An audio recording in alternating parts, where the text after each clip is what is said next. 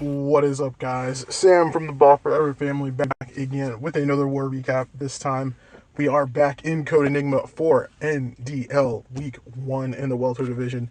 And as you can see, Code Enigma walking away with the victory this week by 6 stars over Sneaky Bastards. So a very nice job to the guys and girls at Code Enigma, starting off NDL with a bang. Sneaky Bastards, no 11v11s this week, only 2 10v10s for them. And you can see they're missing on way 98%, a little bit of bad luck for them. But getting all of the other 9 taken care of, so a nice job to the guys and girls at Sneaky Bastards. Best of luck moving forward. Code Enigma picking up 2 11v11s this week. We will be taking a look at both of those. And then 5 10v10s and getting all of the 9s taken care of. So a very nice job to the guys and girls over at Code Enigma. But let's jump into the action, what we all came here for. And we will start it off right at the top with one of these 11v11s. It's going to be Gut Rot. Going in with the bowlers and the witches. And a slight tweak to the comp here, bringing in a couple of healers. I like that. But line of giants, line of bowlers, line of witches. And here everything goes. Those healers, I think we're supposed to go with that flank that was walking from 12 towards 9, but not getting that. Pops that Warden ability nice and early, trying to get through that first Inferno, now working his way to that Eagle Artillery. Bombs and everything just going off in the core there. Somehow those 2 healers are still alive.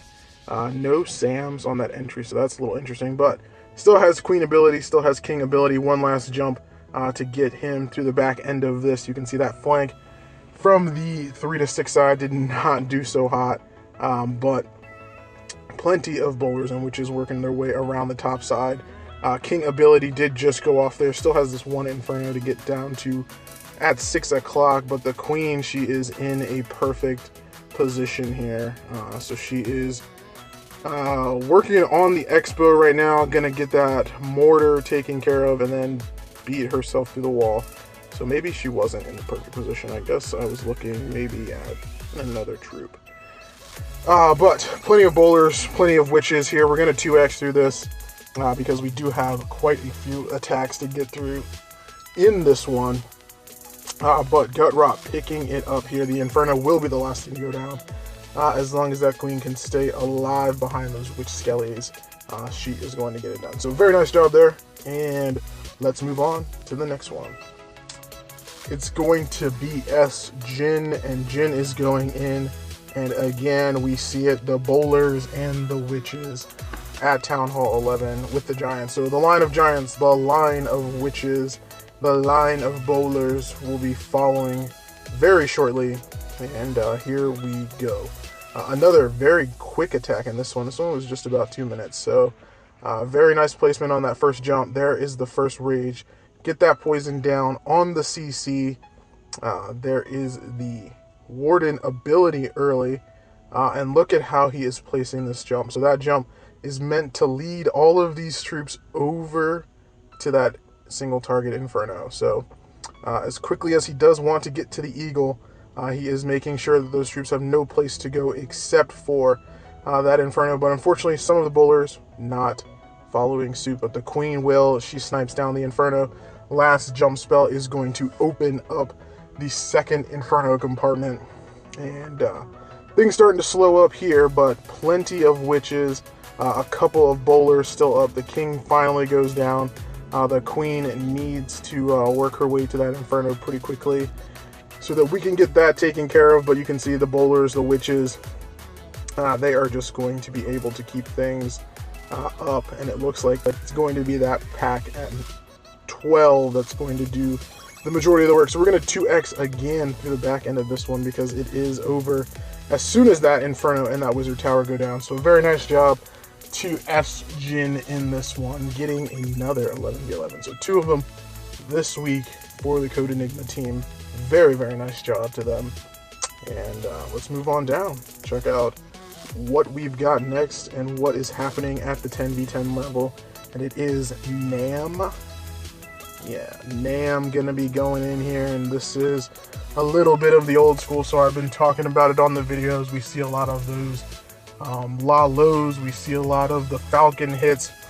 Where have the Hoggies gone? It was almost like the Hogs disappeared off the map for a bit.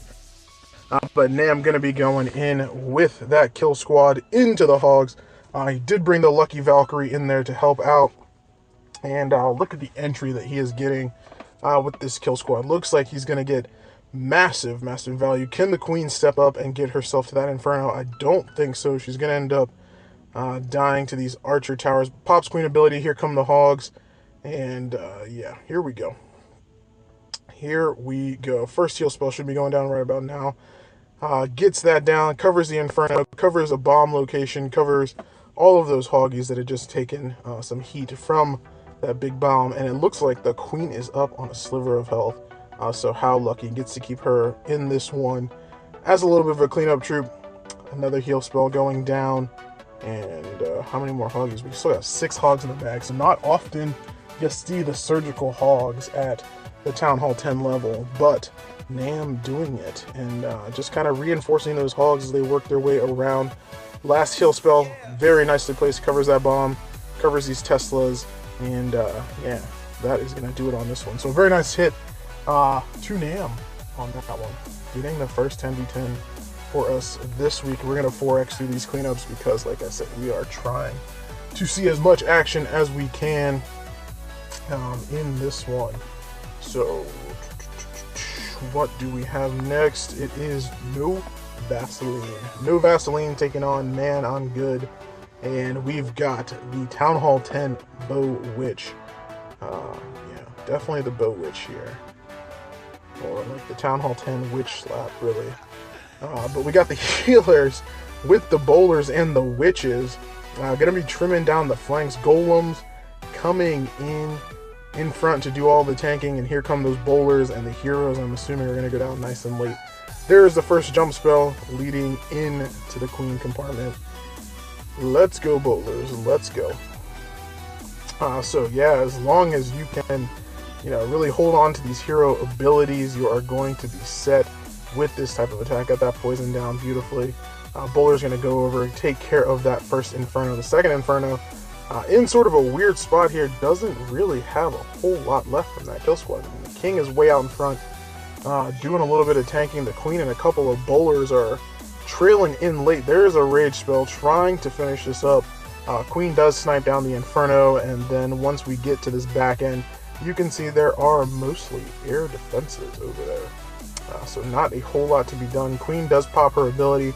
She will go down, but this one is going to be rather close, honestly, to no Vaseline. What has he got up tanking? He's got maybe 3 or 4 bowlers, a couple of witches, and he's got a Tesla farm up there by the Town Hall. So we are going to 2x through this because it is going to be a slow finish, a slow death of this base, but a very nicely executed attack.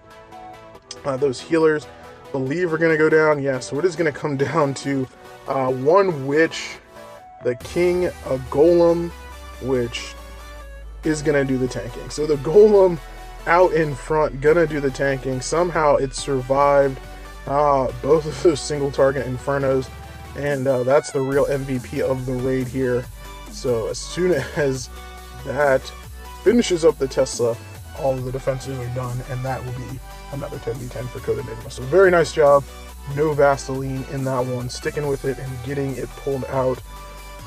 Next up, it's penny to the pound, and penny to the pound. Here we go, seeing more variety in this recap, and we've got the Skelly Donut. So there it is, 1 Skelly, Rage, and then the rest of the Skellies. Queen, good night. Air Defense, good night. Sweeper, good night. CC, good night. Second Sweeper, good night. Second Air Defense, good night. So huge value there. Just cannot give something like that up. Code Enigma 10s will just eat that up every time. There is the Sui hero, and he is breaking the Queen in as she is on a mission to grab that 3rd air defense on this opener. So 27, 28, 30, 30-ish% with the heroes and some spells as a start. So very nicely done. And now here we come with the Lalo coming in from 1 o'clock. Here come these loons. They got to come a long way, but he's got 2 hounds. Yeah, 2 hounds in this one to get it done. The first one basically soaks up every single air mine on the pathing, but look at it. It's that beautiful L shape that we love to see for the Lalo.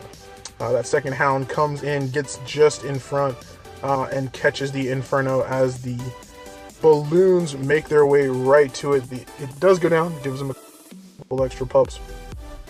Maybe it would have been great to have that up tanking this back end section with these 2 wizard towers and a couple archer towers. That is going to be a little bit dangerous, but has 1 haste spell in the bag, so gonna be able to handle that. And another beautiful hit this week from the Code Enigma NDL team. Well, not NDL team, the Code Enigma 10 team, I guess, in the NDL. Does get a little bit close, but gets it finished up, so a very, very nice job to penny to the pound in this one. One more 10v10, so I guess we will take a look.